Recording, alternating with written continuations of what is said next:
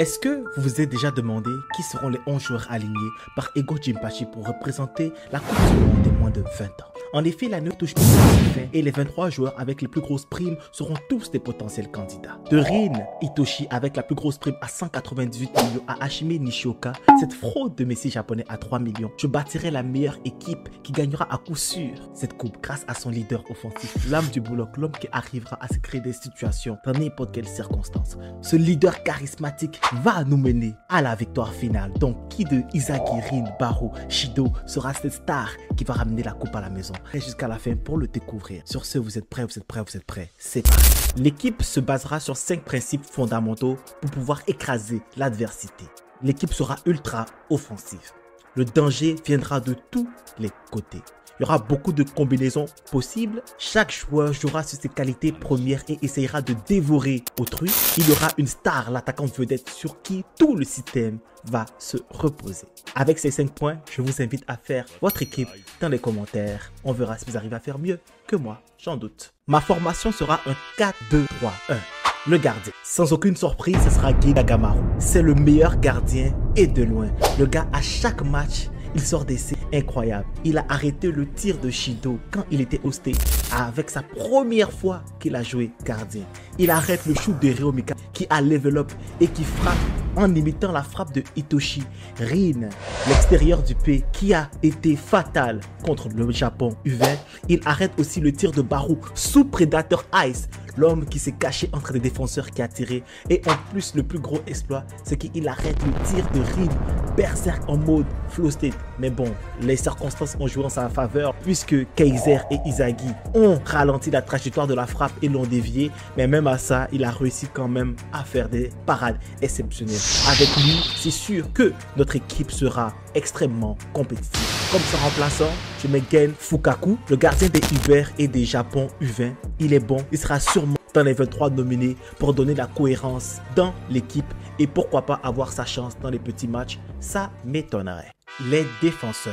Au poste de défenseur central, Olivier IQ. En effet, il n'y a pas un meilleur défenseur au bloc en ce moment que lui. Ancien capitaine du Japon U20, cet homme qui voulait être un attaquant auparavant a été bridé par son coach, mais cela l'a pas empêché de devenir un défenseur et sûrement bientôt de classe mondiale. Il est intelligent, il est fort, il est costaud, il est rapide, en plus il est agile, mais sa qualité la plus emblématique c'est sûrement pour moi le cerveau. En effet, c'est un défenseur qui réfléchit énormément. On a pu le voir dans le match contre Rin quand il essaie d'analyser les possibilités de Rin de marquer quand Rin était en mode berserk. Et cerise sur le gâteau, il a développé la méta-vision dans le match contre Izagi et le Bastard München. Il a fait plusieurs actions défensives de classe mondiale et franchement, il est titulaire indiscutable et peut-être même qu'il sera le capitaine parce que pour moi, c'est l'homme qui a le plus d'aura. C'est lui qui pourra stabiliser le plus notre défense. L'autre défenseur central titulaire, ça sera Nico Iki. Pour moi, c'est l'Izagi défensif. Il est extrêmement fort, extrêmement intelligent. En plus, dans le match contre le Bastard München,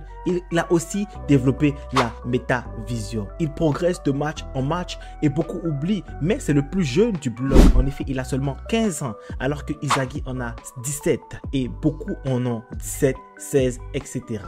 Donc pour moi, il est comme Pau Percy, un homme qui a énormément de potentiel, qui est extrêmement fort à la relance et en plus, n'oublions pas que ce gars, dans le système du Uber, il a été amené à être positionné au poste de numéro 6, donc de milieu défensif, c'est-à-dire qu'il a les qualités balle au pied pour pouvoir mener une attaque. Pareil pour Olivier IQ, donc deux défenseurs qui sont intelligents, une charnière du Uber qui ont déjà joué ensemble. Ils sont complémentaires, ils sont intelligents et c'est deux gars qui aiment particulièrement annihiler les actions offensives des adversaires.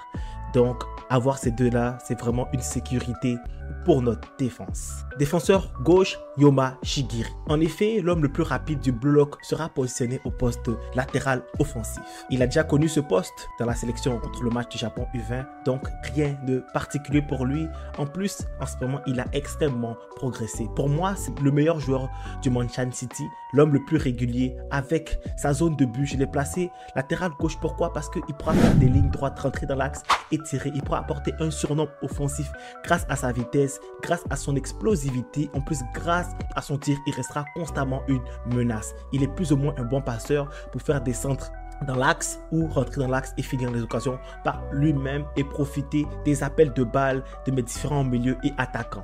Pour le poste de latéral droit, je mets Bachira Megour. L'homme qui a le démon en lui est extrêmement fort en passe. Il s'est éveillé et est devenu un des meilleurs joueurs évoluant dans une équipe, la pire équipe de la néo-égoïstique qui est le Barchia. Mais n'oublions pas que lui, il innove avec ses dribbles. Il est rendu plus intelligent dans sa manière de dribbler. Il fait plus des dribbles maintenant juste pour faire des dribbles, mais il fait des dribbles et il pense. Il pense à où il va, il pense à où il va t'emmener.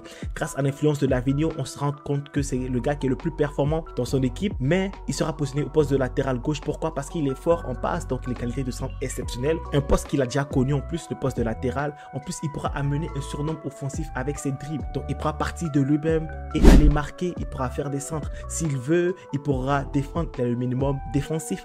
De toute façon, nos latéraux, c'est comme des Alexander Arnold. On demande aux gars d'attaquer, attaquer, attaquer, attaquer, attaquer. Et la défense en défendra si Dieu le veut. Pour les remplaçants, au poste de défenseur, on aura Airiu Djoubé. En effet, avec sa grande taille, son agilité, il peut toujours servir. Il est très bien coté, donc il pourra sûrement rentrer, finir les matchs à la place de Nico Iki. On verra. Corona aussi, un élément qui est très essentiel dans le Bastard München, un élément qui permet à Inzaghi de briller, mais pour moi, il est très limité.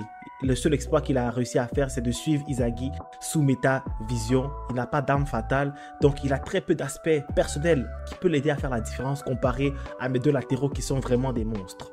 Yokimiya aussi, qui est valorisé à une bonne valeur, qui est un excellent dribbleur, qui peut jouer latéral, qui joue latéral en ce moment. Et vraiment, c'est un des meilleurs dribbleurs du Blue Lock, si ce n'est le meilleur. Lui et Bachira, c'est kiff-kiff, donc dépendamment de qui vous choisissez, dites-moi en commentaire pour vous qui est le meilleur entre les deux. Mais pour moi, il n'a pas ce qu'il faut. Il n'est pas meilleur que Bachira. Bachira est meilleur de loin que lui, mais il pourra sûrement rentrer, être un joker de luxe au poste de latéral ou voire peut-être un peu plus haut au poste d'ailier. En effet, avec son Predator Ice qu'il a développé dans les récents chapitres, il pourrait très bien faire la différence sur ce côté-là, mais en ce moment, il n'est pas encore assez l'étoffe d'un titulaire, donc sur le banc, Yokimiya. Et en dernier, t'as Otoya, qui peut être aussi mis au poste de latéral, mais franchement, lui, ce gars, on l'a même pas vu. On voit que sa valeur monte, mais sur les performances dans le terrain, on voit rien. On n'a pas vraiment vu l'impact global qu'il a dans les matchs. Donc, ce serait très compliqué. C'est un des personnages les plus décevants. Il était le numéro 4 du Blue Lock. Et là, maintenant, on ne sait même pas ce gars-là, il est où. C'est catastrophique. Les milieux de terrain. En numéro 6, je mets Karasu Tapito. En effet, c'est un prodige intellectuel. C'est un master de la tactique. En plus de ça, dans les récents chapitres, je suis très content. Il a éveillé la métavision avec beaucoup de performances et d'interventions pertinentes au niveau défensif sur Inzaghi. Inzaghi a l'air marquer un but, mais lui et Charles Chevalier ont permis de contrer cette action qui aurait pu clore le match. Donc, c'est un excellent joueur de système qui s'adapte extrêmement bien. Il est très fort en dribble, pour ceux qui ne le savent pas, avec la manière qu'il utilise ses mains pour pouvoir bien s'orienter, pour pouvoir passer les adversaires. Il est fort en passe. En plus, il est très bon en défense. Avec la méta-vision qui vient d'éveiller, c'est un joueur qui est sur la pente ascendante de sa carrière et j'ai hâte de savoir comment ce gars va faire pour pouvoir diriger notre milieu de terrain. Notre deuxième milieu, ça sera Youri Yo. Beaucoup d'entre vous seront surpris, mais à mon avis, il a sa place dans cette équipe. L'assistant d'Inzaghi, c'est un métavisionneur. À mon avis, il faut avoir la métavision pour être titulaire de mon équipe, sinon sur le banc, mon gars. Donc c'est un passeur de fou qui arrive à rivaliser avec les meilleurs car il est capable aussi de rentrer dans le flow state. L'action de but qu'il a fait avec Inzaghi, sa passe décisive, elle était incroyable. Une passe sortie d'ailleurs. Il a été aussi décisif avec une passe clé dans le match contre le PXG. Franchement, c'est pas un joueur à prendre à la légère. Il est extrêmement fort, donc bien sûr que je le titularise. Sur mon banc pour les milieux, je mets Raichi. Raichi qui est un très bon joueur, un joueur qui est physique. Si on a besoin d'aérer un peu le milieu et on veut que ça casse, on le met comme Casemiro. Il va venir pour casser les gars, faire du mal, faire des dégâts. Il a un très bon pressing. Le gars, il a été en mesure de tenir en marquage individuel Snuffy qui est littéralement le meilleur joueur du Blue Lock. Il a tenu Snuffy en marquage. Donc, il a vraiment des qualités individuelles phénoménales, une capacité de poumon phénoménal. Donc bien sûr qu'il sera sûrement peut-être de temps en temps il sera amené à jouer, mais il ne peut pas prendre la place de ces deux gars là parce qu'il n'a pas la méta-vision et c'est bien de défendre, mais nous on veut un peu plus, alors que ces deux joueurs qui sont titulaires devant lui, ils ont ce profil là. Et pour terminer, sur le banc je mets Ryo Mikage. En effet, l'homme le plus polyvalent du Blue Lock ne peut pas être titulaire dans mon équipe. Malgré son repositionnement au poste de milieu qui pour moi est le poste qui lui va complètement. Pourquoi? Parce qu'on demande à un milieu d'être complet. Puisque ton milieu est complet, mieux que c'est un gars comme Paul Pogba Prime. Un milieu complet qui peut tout faire en France. Il a régalé les gars. Pareil pour Réo Mika, il a ce profil-là. Mais malheureusement, il n'a pas qu'est-ce qu'il faut en lui, la psychologie, l'ego. Il n'a pas encore trouvé la vraie nature de son ego. Presque tout passe par Nagui et c'est pas normal. Il faut qu'il arrive à se trouver, à se réinventer de lui-même. Il est sur la pente descendante, mais à mon humble avis, il va sûrement remonter, mais assez près titulaire, ça m'étonnerait. En plus, il n'a pas encore terminé la méta-vision. Sa copie est assez limitée parce que c'est pas comme Kissé Ryota qui lui peut copier des joueurs élites, assembler leurs qualités pour en tirer le meilleur. Donc ça reste à voir, mais il a énormément de potentiel et sera sûrement amené à rentrer de manière régulière dans les matchs. Pour terminer au poste de milieu offensif, nul autre que le meilleur joueur du Japon en ce moment qui est Hitoshi Sae. À la fin du match contre le Blue Lock, ce mec n'a pas sué.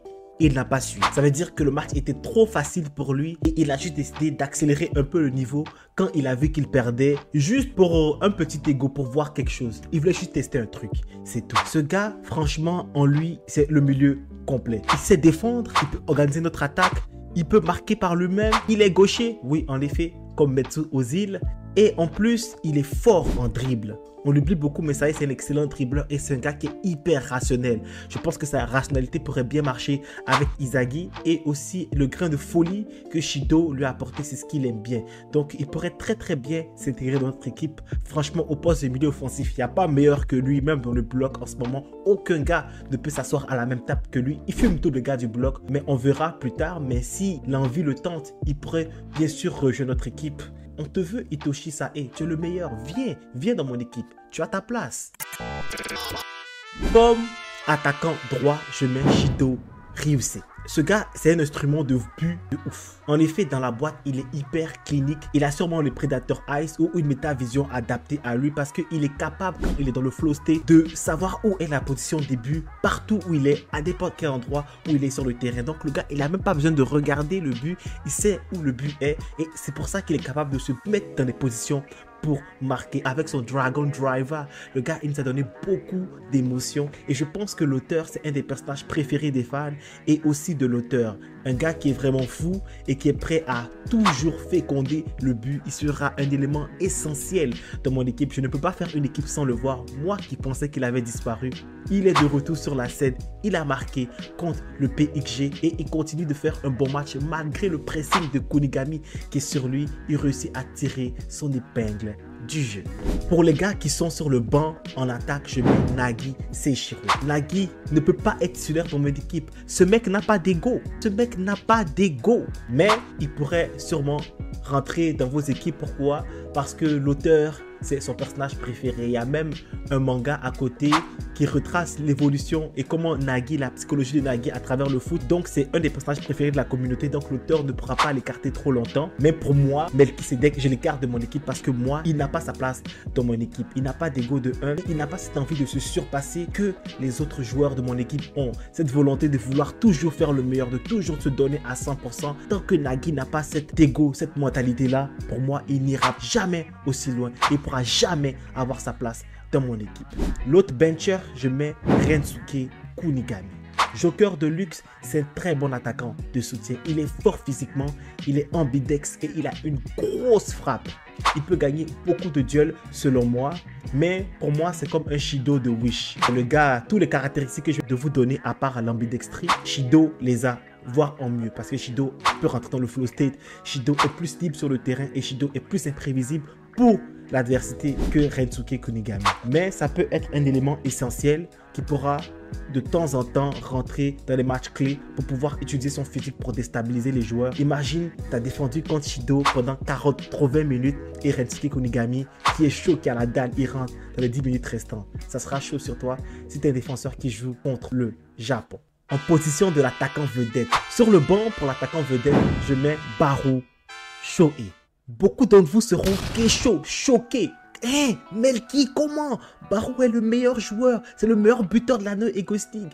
Oui, je sais, les gars. Il a marqué des triplés. Il a marqué 2 doublés et 1 triplé. Je sais, il marque beaucoup. Mais il ne peut pas être titulaire dans mon équipe. Pourquoi? Parce que l'équipe joue pour lui. Qui des gars que j'ai mis dans mon équipe voudra s'abaisser pour jouer pour Barou? À part Nico et Oliver IQ, mais eux, c'est des défenseurs centraux. Les autres gars, ils ne voudront pas jouer pour Barou. Donc, le roi, pour moi, sera sur le banc. Il ne mérite pas sa place dans mon équipe. En effet, c'est un très fort joueur. C'est un joueur que beaucoup de joueurs aiment. Il est charismatique, il est déterminé, il a un mental d'acier comme CR7. Mais malheureusement, son talent, j'ai peur que ça ne soit pas assez suffisant. Parce que le gars, on lui donne une équipe pour qu'il joue autour de lui. Il décide de détruire l'équipe pour profiter de l'équipe pour pouvoir gagner. Ce qui est bien, ce qui l'a permis de marquer son 2e but. Mais c'est pas assez. Malgré tous ses efforts, il perd toujours contre Izagi. Il est même capable de perdre contre Rin et il est capable de perdre contre Nagi. Alors que Nagi est même pas titulaire dans mon équipe. Je parle de Nagi sur un meilleur jour parce qu'il a battu Nagi. Il a même tabassé Nagi. Mais pour moi, il n'a pas encore la fibre pour être notre attaquant vedette. Ce qui laisse la place à 2 joueurs pour notre attaquant vedette. Donc l'attaquant gauche, je mets Rin Itoshi. En effet, le numéro 1 du Blue Lock qui est en ce moment en train de livrer une masterclass contre le Bastard München. Il est en train de tout détruire. Il a réellement éveillé son ego. Donc là, Rin est en mode berserk. Et là, littéralement, personne ne peut l'arrêter sur le terrain. Même Izagi et Kaiser, les deux se mettent contre lui et ils ont un peu de mal à l'arrêter. Donc, c'est-à-dire que ce gars est littéralement le meilleur joueur individuel dans le bloc. Il n'y a pas un meilleur joueur que lui. Mais pour moi, il ne peut pas être l'attaquant vedette. Pourquoi? À cause qu'il est encore trop dans l'ombre de son frère et il veut encore trop prouver à son frère. Alors que son frère s'est mis de côté pour qu'il puisse trouver une autre raison de jouer au foot. Mais le gars, son but dans la vie, c'est qu'il joue pour prouver à son frère qu'il peut le détruire. Est-ce que c'est un ego qui peut permettre à un joueur d'être le meilleur au monde? Est-ce que c'est sur ce genre d'attaquant que tu veux miser tout? Impossible. Est-ce que le Japon serait prêt à miser tout sur Rin? C'est pas possible, les gars. Donc, de cette optique-là, Rin ne peut pas être l'élément principal, l'attaquant peut-être qui va nous apporter la Coupe du Monde. Parce que le gars, il a encore des traumas psychologiques à régler avec son frère. Et j'espère qu'ils vont les régler durant cette Coupe du Monde parce que les deux vont jouer ensemble. Mais même à ça, pour moi, ça sera pas assez. Pourquoi? Parce qu'il a besoin de faire des fixettes sur des joueurs pour pouvoir devenir fort. Pour moi, notre attaquant vedette, ça sera le king, l'ultime Isagod Yoichi. En effet, le prodige de l'adaptation, Izagi est sûrement le gars qui est passé de 0 à héros le plus rapidement possible. Comme moi, j'avais beaucoup du mal avec Izagi au début. Je pensais que Izagi était fait pour jouer milieu. Mais plus que je réfléchis, plus que je me rends compte que les gars, en fait, on ne croit pas en Izagi, mais Izagi, il croit en lui. Et c'est ça qui fait la différence entre nous, lecteurs, et entre Izagi qui nous choque. Izagi, c'est juste la pure logique. Et ce qui est bien dans Izagi, c'est que c'est pas juste la logique. Izagi utilise la psychologie des autres joueurs pour pouvoir les manipuler pour qu'ils puissent jouer à son avantage. Et ça, pour moi, c'est un joueur sur qui tu peux compter. Parce que peu importe avec qui tu le mets, Izagi sera en mesure de faire des trades gagnants. C'est comme au Monopoly, tu joues avec un gars qui est intelligent, qui est vicieux. Malgré que le gars, il a une maison, il sera toujours capable de faire 1 ou 2 trades pour être en mesure d'acquérir des hôtels et pour pouvoir gagner. Donc, Izagi est dans cette mentalité-là. Le vice qu'il a, en plus, l'auteur a dit qu'il va devenir de plus en plus arrogant. On se rend compte dans les derniers chapitres, il a provoqué Julien Loki, qui est le prodige de la France. Il a même insulté son idole, et Noël Noah, qu'il a